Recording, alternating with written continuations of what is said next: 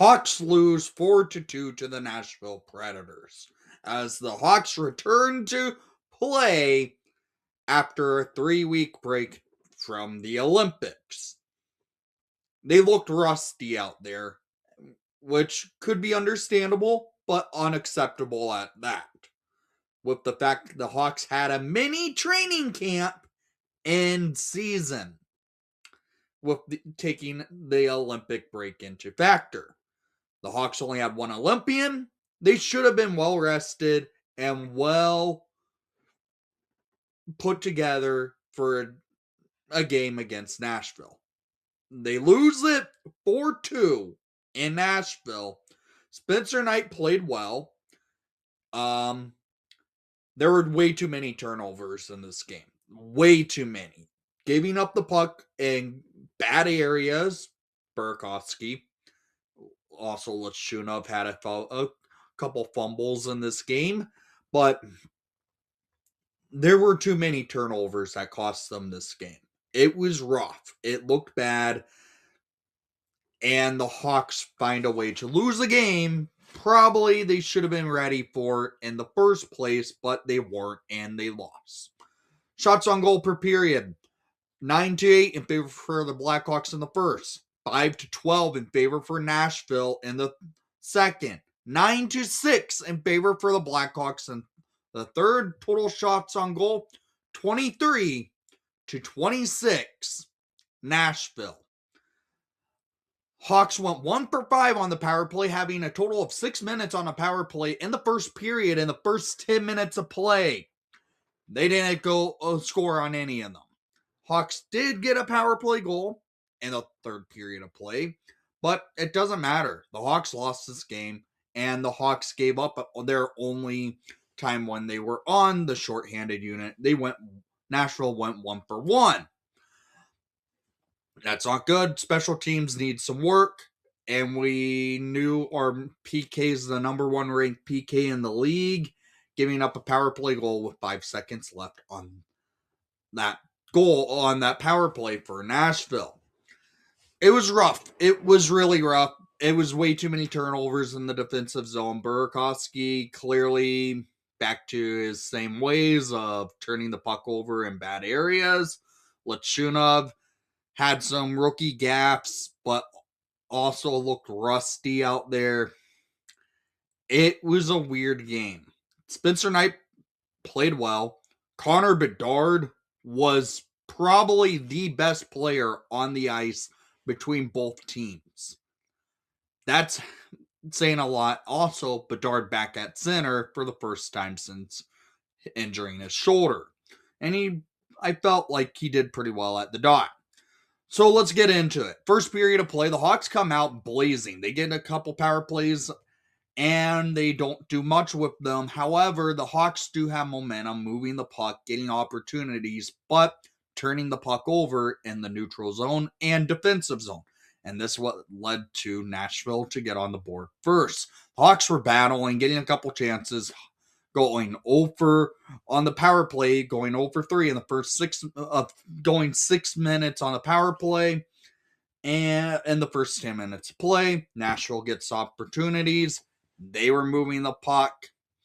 And, well, Lechunov turns the puck over right to Philip Forsberg to make it a 1-0 game at 13:50 in the first period of play. It's hard to blame Artie. He was getting checked toward into the boards. He was just trying to get the puck up the ice, but it doesn't get much. It gets right to Forsberg, and he buries it. It's a 1-0 game.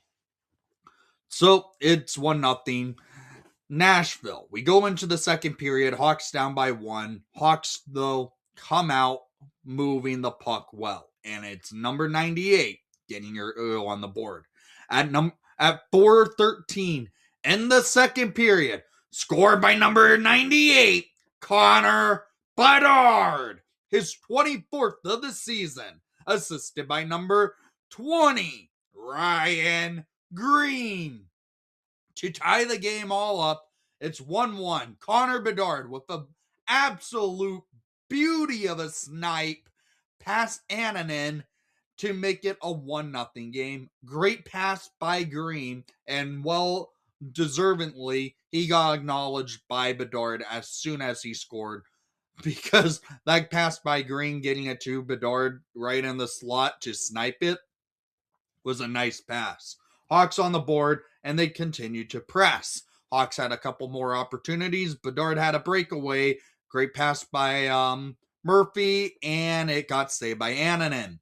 Then the Predators started to press, get some opportunities, holding the Hawks in the defensive zone. The Hawks can't get the puck out, and Spencer Knight comes up strong. We go into the third period of play, tied up at 1, and the Hawks get an early power play in the third period of play.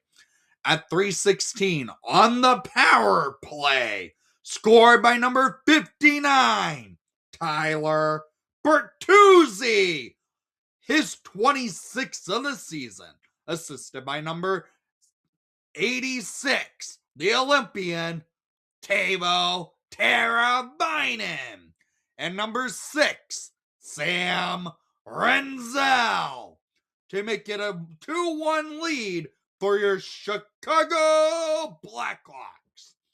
Great slot shot pass from Renzel on the point up to Teuvo. Teuvo shooting it onto the pads of Annunen. Bertuzzi in his office, to about 5 feet away from the goal, gets the loose puck and buries it in the net. Hawks lead by a goal.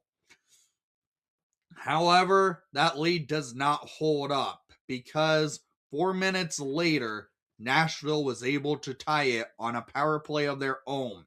At 7:12 in the third period, Matthew Wood scores his 10th of the season, assisted by Eric Halla, to make it a 2-2 game.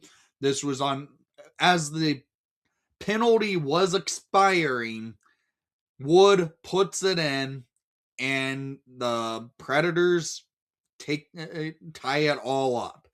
And at that point, I'm like, momentum swing, Nashville, and the Hawks could still press, but we'll see. And it doesn't hold up, because at 16:44, with basically 3:15 left on the board, Ryan O'Reilly buries one for his 21st of the season, assisted by Roman Josi. This puck goes in by O'Reilly off of the stick of Sam Renzel. It's 3-2 Nashville. And then Hawks pull Spencer Knight, and at 19:12 in the third period, Steven Stamkos buries his 29th of the season on the empty net by a turnover on the blue defensive, basically in the neutral zone for the Hawks, and the Hawks lose this thing by 2. It's a 4-2 final in Nashville. First game back in a while, okay, but losing to a team like Nashville, that's not acceptable. This was a rough loss. Now they have to go to Colorado Saturday for an afternoon start, and Sunday for an afternoon start. We'll see what happens. So down in the comments down below, I want to hear what your thoughts were on tonight's action, and thank you for watching the broadcast. Please leave a like and subscribe if you haven't done so already. And most of all, hockey is back and rolling, but they need to clean up those turnovers.